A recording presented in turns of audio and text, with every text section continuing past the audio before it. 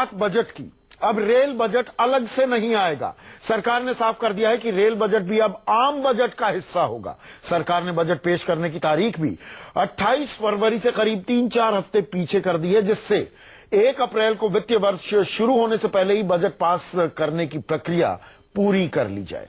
लेकिन एक पेच भी आ गया है।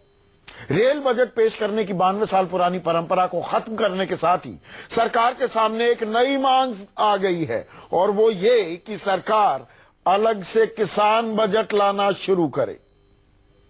अर्थव्यवस्था के संचालन रेल बजट के खत्म होने के साथ ही सरकार के सामने एक नई मांग रखी गई। रेल बजट की तर्ज पर अलग किसान बजट।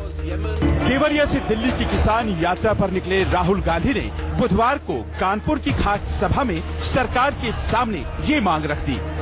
लेकिन जितनी जल्दी ये मांग रखी गई, उतनी ही जल्दी इसे खारिज भी कर दिया गया। पिछले 10 साल में क्यों विचार नहीं आया उनको? सर मेरा सवाल, हाल के वर्षों में किसान सियासत का एक अहम मुद्दा बन गया है और किसान की बेहतरी को लेकर लड़ाइयां भी सियासी हलकों में खूब लड़ी जा रही है। लेकिन NSSO के आंकड़े के मुताबिक हकीकत ये है कि आज भी हमारे देश में एक किसान परिवार की महीने की औसत कमाई सिर्फ 6,426 रुपए है।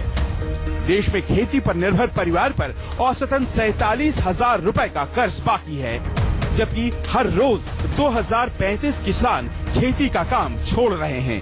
किसान आत्महत्या के मामले में महाराष्ट्र अब भी अव्वल राज्य बना हुआ है, जहां पिछले साल 2015 में 3,228 किसानों ने आत्महत्याएं कर ली थी। केंद्र सरकार का कहना है कि कृषि क्षेत्र को लेकर सरकार पहले से संवेदनशील है और इस साल के बजट में कृषि के लिए आवंटन 10,000 करोड़ बढ़ाकर 35,000 करोड़ कर दिया गया है।